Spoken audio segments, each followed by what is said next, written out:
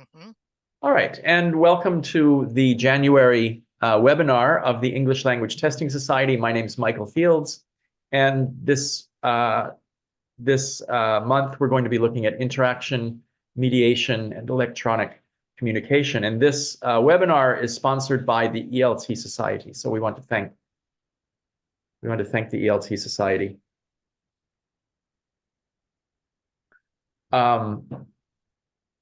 So we'll start out with this idea of direct testing. I mean, this sort of the contemporary view of testing is that skills should be tested directly, right? So we test reading through reading, writing through writing, listening through listening, and speaking through speaking.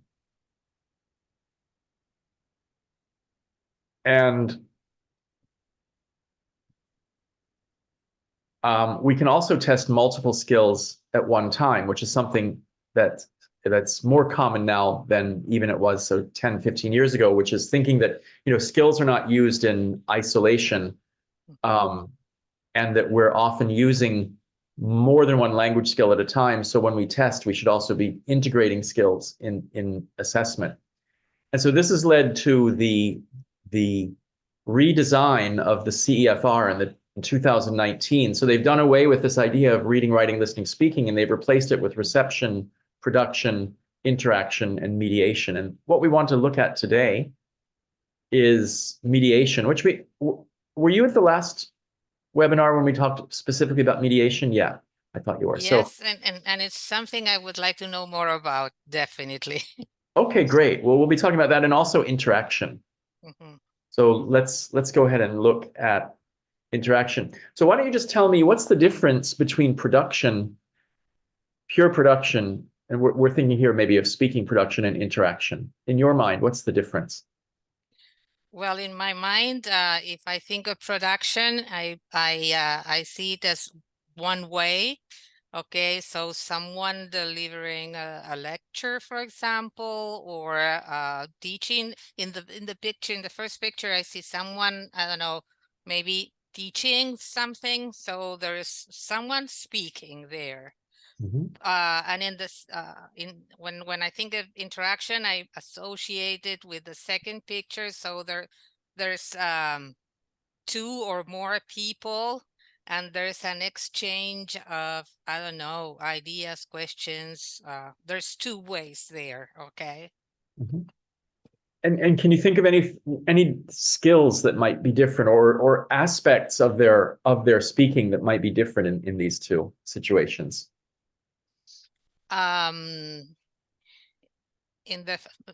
If I look at the pictures, I figure the first one is a more formal situation than the second one. The second one looks like more informal situation. And then in the second one, listening is well, in interaction, listening plays an important role too. Absolutely. Okay. If someone is giving a lecture, listening should be important too, because we should listen to the audience if there are questions, but maybe it's really secondary, okay, there, because most of the time the speaker is just speaking, okay, delivering the talk.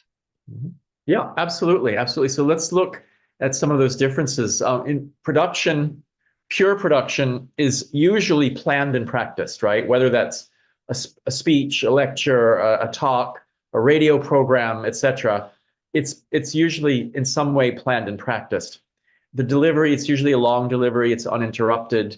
And we may, in many cases, see higher level language and more formal language. Whereas interaction is unplanned and unpracticed. The delivery is generally shorter. One study that I saw once indicates that the average turn in English, and this could be different in different languages, right? But the average turn in English is about 15 seconds. And of course, that's just an average, but still, that's much different from, a 5-minute talk on something, right?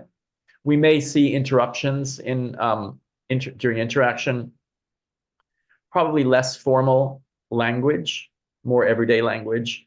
And then I think more important is the speaker really has to do two things. while they're listening, as you mentioned, while they're listening, that's a skill in itself, and they need to listen in order to make coherent responses, but they also need to be thinking about and planning their responses when they're not speaking, right? So, and in a second language, of course, that is a greater cognitive burden or greater cognitive challenge to listen and comprehend, and at the same time access the vocabulary and grammar and plan a response. Makes it a very different kind of activity. So I think it's important when we assess quote unquote speaking that we really consider both kinds of speaking. If we want to test the construct entirely, we really need to think about activities that test production and also activities that test interaction. And I just want to look at some different descriptors. And you're familiar with the CEFR, I think, yeah? Yes, I am. So I just wanted to show you some different descriptors under the interaction, the new design where we did away with speaking, but now we say production and interaction. So we can see at the A2, the B1, I just chose randomly not randomly, but I wanted to give you a sort of a lower level, an intermediate, and an upper level. These are the descriptors about understanding an interlocutor. So if you want to take a minute to read those.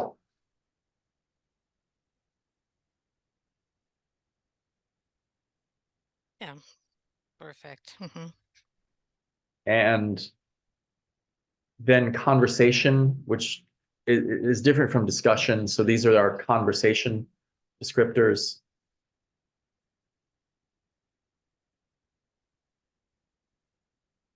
And whoops, did I miss one? I guess that's it. Okay. And is there another one? No.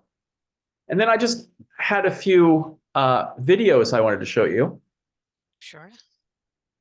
We're going to look at an example. These are very short, and I just wanted to show you an example of what a conversation might look like at the A2, the B1, and the C1 level. So let's see if we can.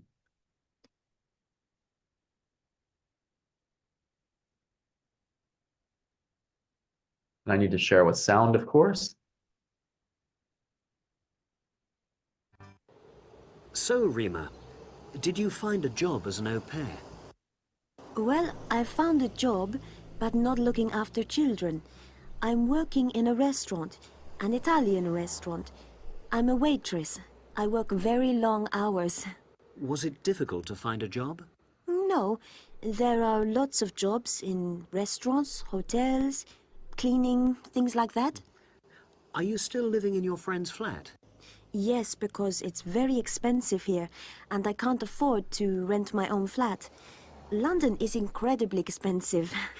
Your English is much better. Well, a bit better, but I don't go to classes because I don't have time.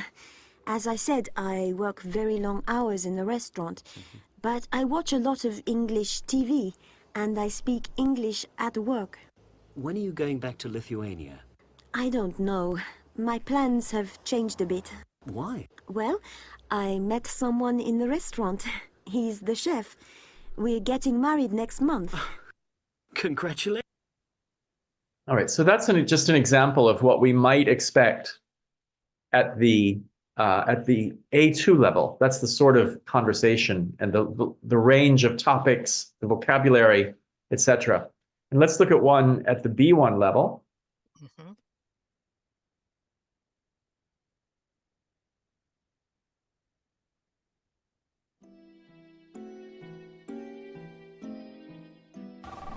Okay, ladies, now can you describe the man you saw in the back?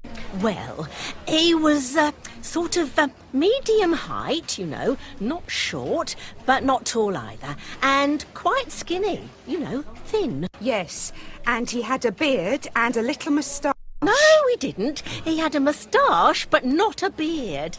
It's just that I think he hadn't shaved. No, it was a beard, I'm sure. And anyway, Doris, you weren't wearing your glasses, so you can't have seen him very... I could see perfectly well. Ladies, please. So, no moustache then? No, he had a moustache, but he didn't have a beard. And what about his hair? Dark. Yes, short, dark hair. Straight?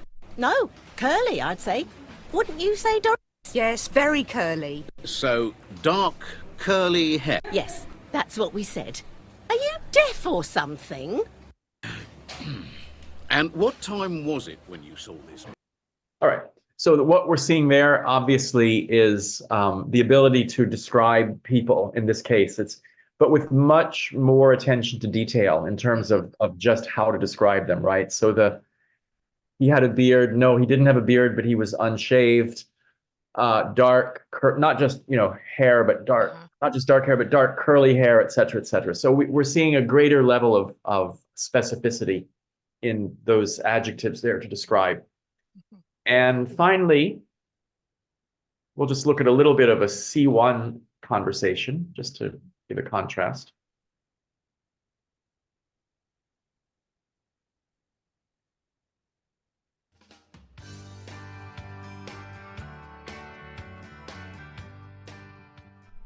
What was the purpose of Professor Wiseman's research? Was it simply to find the funniest joke? No, it was much more than that. He wanted to take what he calls a scientific look at what makes us laugh. And this included finding answers to questions like, what was the purpose of Professor do people Wiseman's from different research? countries find the same Was it things simply funny? to find the funniest joke? No, it was much more than that. He wanted to take what he calls a scientific look at what makes us laugh. And this included Or finding do answers to men and questions like, do people from different countries find the same things laugh funny? at different or types of jokes? do men and And women could you tell us laugh at something different about the types of results jokes? of his research? And could you tell us something about the results the first thing of his that came out research? clearly was, the first thing that All right. I think there was something wrong there, but you get the idea that it's a much Yeah. more academic in that case. Yeah. Much more academic, right? Sure. So these are just some examples, and you can do a search yourself if you want, and there are lots of examples online to see what are we looking at when we say a conversation. And of course, this is a great example of interaction, right? What is a conversation at A1, A2, B1, B2, C1, and C2? In terms of designing interaction tasks, we might write questions and interview students. And if we do this, I really want to suggest using follow-up questions, because this makes it more personal and authentic, right? So this would be an example here.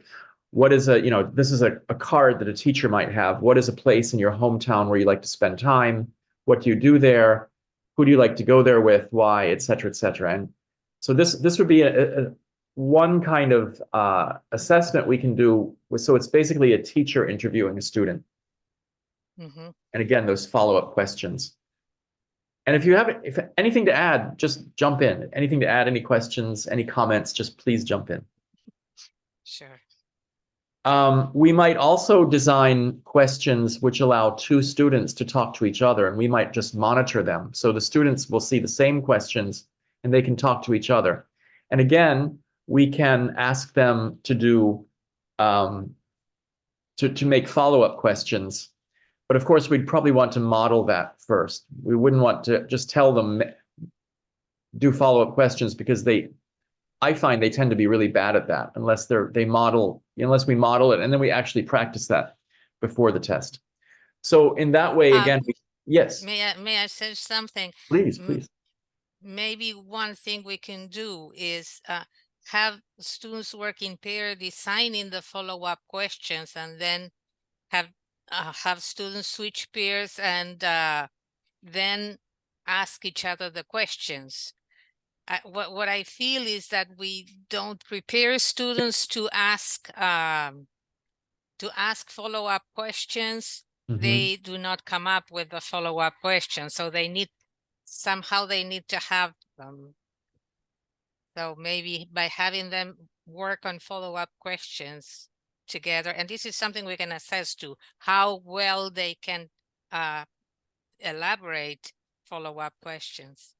Yeah, absolutely. And I've never done that in a test. That's a really interesting idea, because I've never done that in a test situation. I've done that, but not in a test situation. Yeah. Yeah, go ahead. Yeah. When I thought about it, I was thinking about the teaching moment, but then I thought that it could also be applied to a testing situation. Of course, maybe classroom testing, not like formative assessment, right? Mhm. Of course, yeah. One thing I have done though that works really well is I put the students in pairs and they get the questions that they will use on the test. I put them in pairs and I allow them to practice. Uh-huh. But then when I actually give the test, I call people from different pairs because I find it actually helps them if they practice and practice with the same partner until they have a script in their head. When they do the test, they're not as spontaneous, and it's a little bit, we lose a little authenticity, and they actually don't do as well. That's what I find. So if I allow them to practice, but then bring them together with people they have not practiced with, and they have to sort of do it for the first time with that, with that person, they're actually better in that way. Yeah. Mhm. So yeah. Yeah, you're right. It's more authentic, and it's real interaction. If not, it's like just a repetition of what they have practiced. That's right. That's right. And sometimes they're not as good when they repeat. Mhm. So yeah. We can also design interaction tasks. So rather than just a dialogue or conversation, we can create a task. And this is a task card. For example, you're invited to a classmate's birthday party. You don't know him or her well, but you need to bring a gift. So discuss which of these gifts would be the best selection and why. So this would be just one of, you can invent anything you want, but have you ever done anything like this? Well, yes, when I feel that international exams like the ones from Michigan University or Cambridge, Mhm. they work a lot with this kind of material. So we also prepare them to give students training, and we include this type of let's say tasks in our tests. Okay, so yes, I guess it's a good idea. Well, in fact, we test production and interaction for speaking. Mhm. So the way to test production and interaction is based on tasks like this, having cards or having some sort of input from where they can elaborate. Right, yeah. And then finally, role plays. Do you ever work with role plays Yes, as a they're test? I great. mean, Mhm. yeah. Well, yes, in the interaction, they may have to role play a situation. So Mhm. Right. So you're familiar with this, right? And they'll usually have a task card where they're identified that what they should be and mhm, what's going on, that sort of thing, the scenario and their role. mhm. Great. Okay. We're switching now to electronic communication, and this is something also new in the 2019 companion guide of the CEFR. So when the CFR was originally produced, I think it was 2001, there wasn't an idea that electronic communication was something that stood in its own right, as its own form of communication. It was just sort of seen as an extension of writing. But now we know we live in a very different world from the one we lived in 2001, right? Yeah. Yeah. And electronic communication is its own thing, right? So, and we're thinking of email, text messages, blogs, social media, video posts, chat groups, online commentary, product and restaurant reviews. All of these are sorts of electronic communication that we use every day, and we might use them in second languages. So again, here are some descriptors. I'll let you take a minute to read those, some descriptors of electronic communication.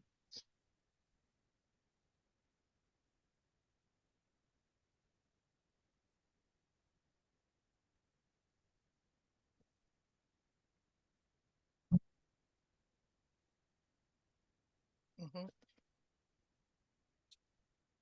And I think where it says on A2, can engage in social communication, I'm assuming that means social media, although it's not stated that way.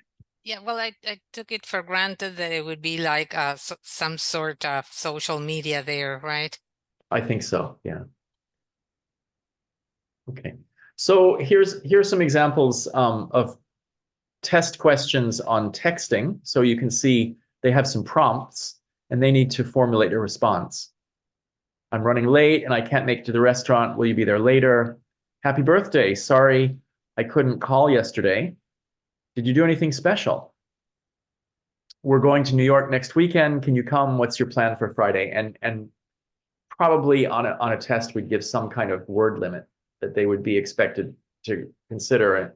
And also, of course, we would look at the level of the language and as well as the grammatical accuracy and the, of course, the completeness of the response. How much does it respond to the prompt? That sort of thing. What would you say, what would you expect the number of words you'd like to see in an answer for one of these? Between 100 to not more than 200, depending on the level. Even for, Maybe. remember, Sorry? this is a text. This is like as if they're writing a text. Maybe shorter. I would say, yeah. I mean, how long is a real text usually? 20 words or? Yeah, I'm not sure. I mean, it could be anything, But yes, right? you're right. You're right. Yeah, maybe 50 words for the more advanced then, and 20 for the basic levels. I think really, excuse me, that's something that we want to consider in this kind of assessment is that, what would we expect in an authentic texting situation? And the answers would be much shorter than what we would expect in an essay or something. So You're we right. really want to, yeah. Okay. Product review is another one. So this is an example. We have some trainers here, and the student is invited to search a website for the product and read the product description. From the product description, they can pull some vocabulary, and they need then to read the description, the product description that's already here, and write another product description. So this would be an example. Again, any comments, questions about that? I like this one. Haven't used something similar to this. I haven't, but I think it's a really good idea. Yeah, and again, it gets to this idea that we're now, when we see electronic communication, we should actually extend that to the forms of electronic communication that we see, and not just assume that it's just like a business letter, right? Although I guess it could be in some cases. Okay, and now mediation. So I think we can spend some time on this. And you said you were really interested in this. So maybe you can tell me first what your idea of mediation is already. I guess I'm still processing the concept, okay? I don't feel I'm proficient at working with mediation. I feel that when we think about mediation, it goes beyond interaction. There should be some collaborative work in which there's something new that's being produced. So by working together, responding to some prompt, there's something new that comes to life. But that's my baby steps into mediation. Okay, so yeah, I mean, essentially, yeah. So the interaction is simply that we have, more than one language user, and of course, they need to be both speakers and listeners at the same time. Or if they're texting or writing emails, then it's going to be a different format. But it's still a kind of, most interaction will be live and in spoken form. But it will basically be listening and expressing, going back and forth between listening and then expressing your ideas. But your ideas come from you. Mediation is where there's some kind of language input. So that could be, excuse me, that could be from some book or written source. It could be an online source, or it could be information we've gotten from a meeting, or some sort of language input that we, the language user, then need to process. So we have this receptive language input. that we're going to process, and we create some kind of an output. And that is your productive language. So it's on the part of the student or the test taker. So it could be a report, it could be a summary, it could be giving an opinion, it could be making a speech based on the input. But the key here for mediation is that we are mediating input and producing original output. And that takes so many different forms. And I just have a few. And if you go to the original CEFR document, you can see an entire list. And of course, that list is not, it's a very long list and it's not complete. It's just sort of the main categories. I'm sure you can think of more. But let's look at some of the more common ones. So one is mediating a text. So you're simply relaying information. It could be something as simple as, for very low-level students, right? Times, addresses, prices, announcements. If the student is required to find the time that a movie starts, or find the time that a play starts and report that, that's already mediation. I mean, if the time is in a longer text and they have to find it, right? Or if they have to find the address in a longer text and report that, or find a price in a longer text, or if they have to hear an announcement and then explain to you the key points of the announcement, or maybe even some specific information in the announcement. They may need to re-explain directions or instructions in their own language, in their own words. They may need to choose relevant information from longer sources. So that could be as much as, research. That could go that far, or it could be something not so linguistically demanding. And they also may express information that they collected in charts or graphs, or that they've seen in charts or graphs, to convert this graphic information into written or spoken form. So, explaining a graph is a really, I think, important form of mediation, because we do it all the time when in academic writing. We can never, just put a graph in our academic research and tell the reader, basically, look at the graph. We always have to explain the graph, right? And that is a sort of mediation. So all of these are kinds of mediation. This is just our first look at mediation. Any questions or comments about that? So someone working on its own can be working on mediation. Yes. Because I just associated the idea that there should be people working together. So that's not it. Okay. But in other cases, yes. So that's why mediation is just a large category. And it's really anytime we have linguistic input and we create linguistic output for any reason. So there's a sort of lesser, I guess, part of it is considering that there's less originality there, that we're somehow transmitting or reformulating information, but it's not our original, or not completely our original information. Okay. When we process texts, for example, summarizing, and this could be something formal and that could be in writing or in speaking, and that could be something really formal and academic, or it could be something as simple as, I saw this great movie last night. Let me tell you what happened, right? In that case, and you can tell the plot of a movie in 1 minute, is also a kind of summarizing, right? Synthesizing or integrating information from different sources.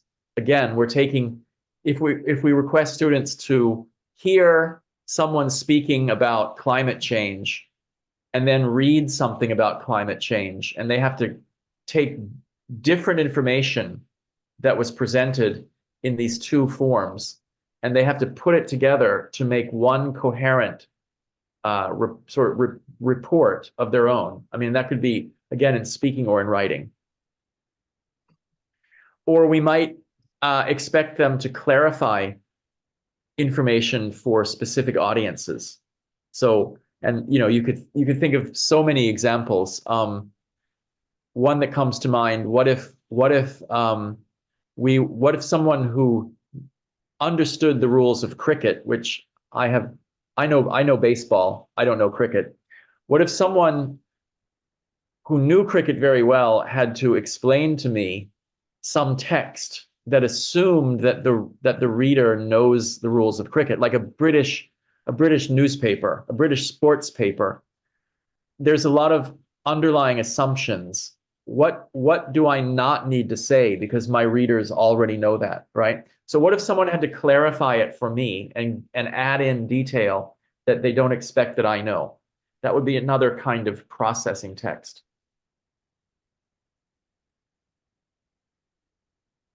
Translation is a kind of mediation. And we can think of, and this is, I think, so it's often overlooked in our language teaching. We often don't think about this enough, but in real life, we often find ourselves in a place where we do need to translate. Mm-hmm. So at a lower level, we might only expect our speaker or writer to give you a very rough general translation, not more than that. It sometimes doesn't, we don't need to translate an entire document. We just need to find the essential information and report that. And so then it's also a matter of identifying what are the main points, or what is it that my listener or my reader needs to know. And then at a higher level, we might even want to translate, do a better quality translation, and even capture the nuance that is in one language and put that in another language. And I think of course, we want to look at grammatical accuracy. We want to look at the accuracy of vocabulary, et cetera, et cetera. In addition to that, we want to consider the overall comprehensibility when we're translating. What's the overall comprehensibility in the language that we're translating into? And of course, that works two ways. It could be into the native language, or it could be into the second language, right? So we could think about both of those. So what's the overall comprehensibility? And also, has the student or the test taker been too literal in the translation? And you know very well from Spanish to English, there are all these words that might look the same. They actually have different meanings, and it's a part of the art of translation is not using these words in the wrong way. Mm-hmm. Right. And I think just maybe you can tell me some. I have one I really love in Spanish, but can you tell me some? Actually, that's mine. For yes. example, and this is something that students usually get mixed up with. They think it means present. It means it does not mean presently. They do not associate it with presently. Okay. That's right. So. Yeah, and that is my favorite, because in Spanish, Portuguese, French, German, and Italian, it all has the same meaning. And somehow in English, it's come to be something a little bit different. So, and it's very hard to, remember that, I think. But yeah, that's one of my favorites.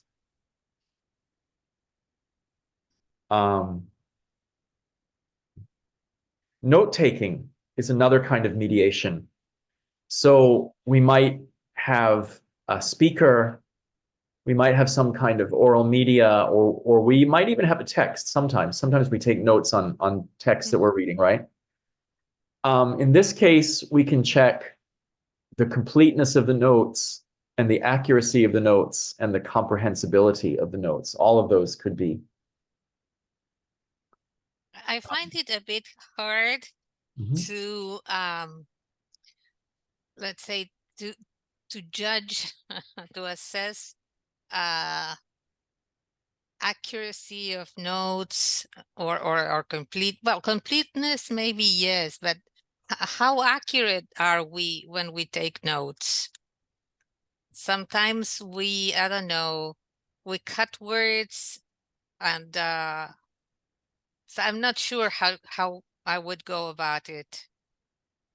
Yeah, I think that's a really good question, and actually I don't personally, I never test this. I may sometimes, for example, give listening tests where the students can take notes, they listen to something, they can take notes, but then later they have to take a more traditional test and they can use their notes to help them. But I've never actually personally tested the note taking. And I agree with you. It's really hard because we all take notes in our own way and they have meaning for us. And they're not meant for anyone else, right? So it's really inauthentic to give your notes to someone else and ask them to understand them because usually they're only for us. They're kind of personal reminders, right? That's right. That's right. Yeah. So this is not my idea, by the way. This is from the CEFR. So you can take it or leave it. And like I said, I've never done it. I guess the accuracy of the notes probably refers to, do they just get something wrong? And you can Okay. remember this is all in another language, right? Like if they're in Uruguay, they're taking these notes in English, right? So they might just get it wrong. And if they've clearly written the wrong thing, we can obviously evaluate that.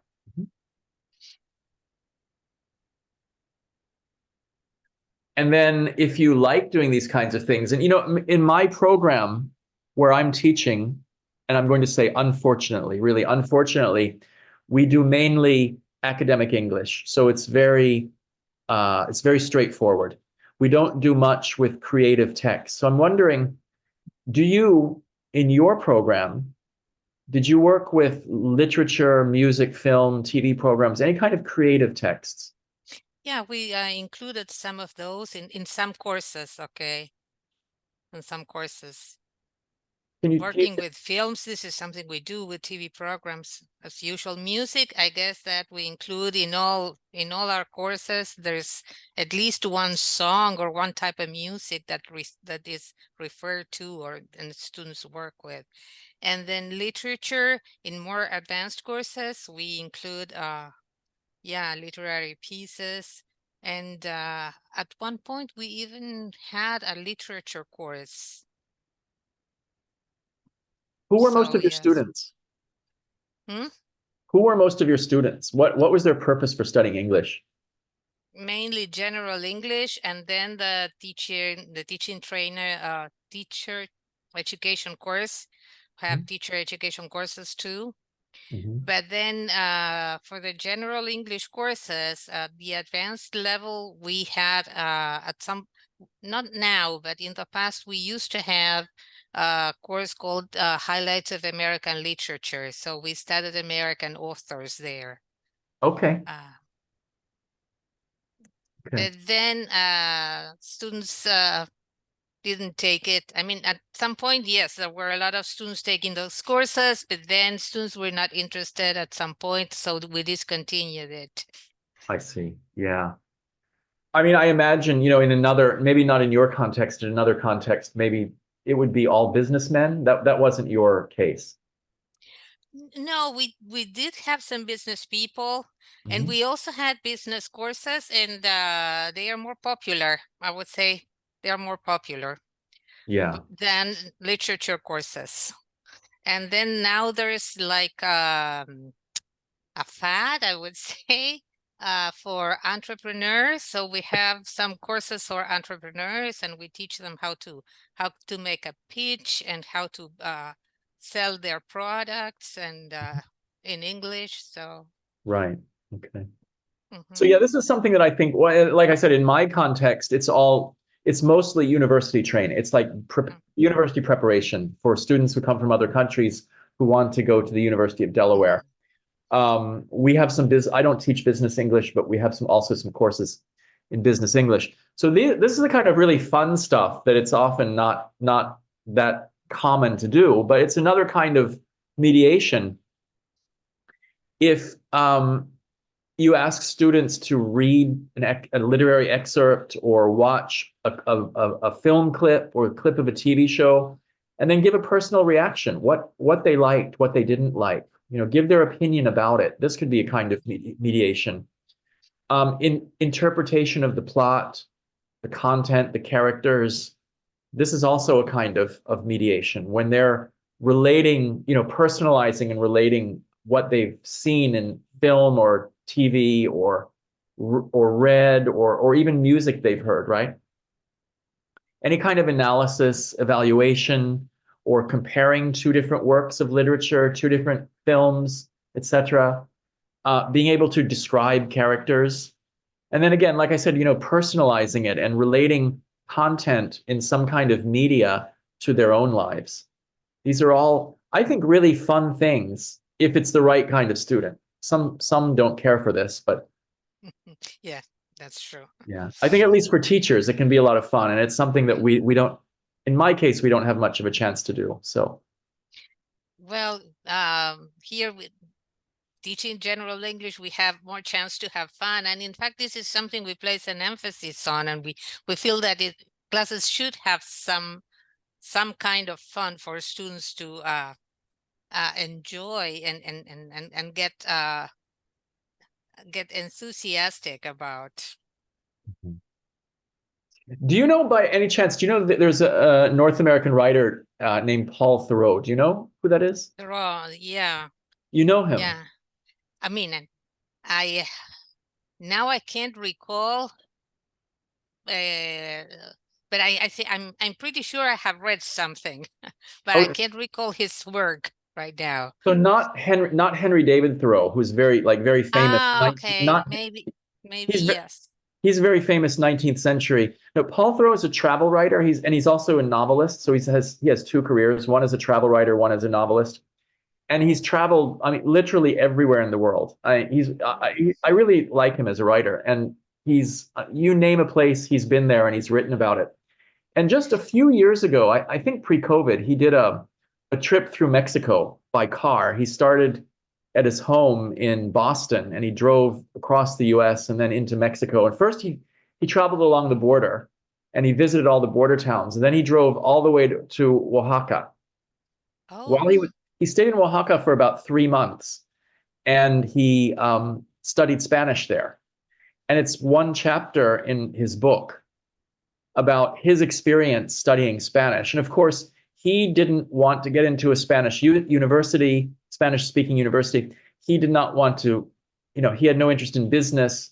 He just wanted to learn so he could communicate with people. And it's such a nice thing to read. And he describes his, it's exactly what we do as English teachers, except it wasn't English, it was Spanish. And he describes what made him happy, how much trouble he had with some things, how he enjoyed the teacher, the other students in the class, the kinds of activities they did, the cultural side. So it wasn't only the classroom, but he was visiting, sites in the area. It's just I've never read such a wonderful description before of what it's like to study a language. And I think it's a nice thing you can share with your students. In fact, I use it with my students. Not many of them are Spanish speakers. They're usually Chinese speakers at this point. But anyway, I made a note of his name. Yeah. Yeah. And the book that you'll find that in is called On the Plain of Snakes. And that refers to the rattlesnake. When an eagle attacked a rattlesnake is the mythical foundation of Mexico. So anyway, I think that what he describes is this sort of language study that sounds so fun to do and is really rare these days, I think. But yeah. So I guess we have a few more minutes if there's anything. So thanks for listening. Thanks for participating. Next month, we're going to look at AI and assessment. It's such a big topic, right? Yeah, it is. Absolutely. Yeah. And well, and thanks for delivering the talk today. And I'm really interested in this in your series. Thank you. You're giving such a nice and captivating talks. So thank you, really. Yeah, I hope there are more attendees next time. Well, I hope so too. It's richer if there's more interaction as well. Yeah. Okay. Well, and thank you for clarifying some concepts for me. Oh, absolutely. Do you have any other questions before we go? Not that I can think of now, but well, thank you then. Okay. All right, Rosario. Maybe I'll see you in February then. See you in February then. Okay. Bye-bye. Bye-bye.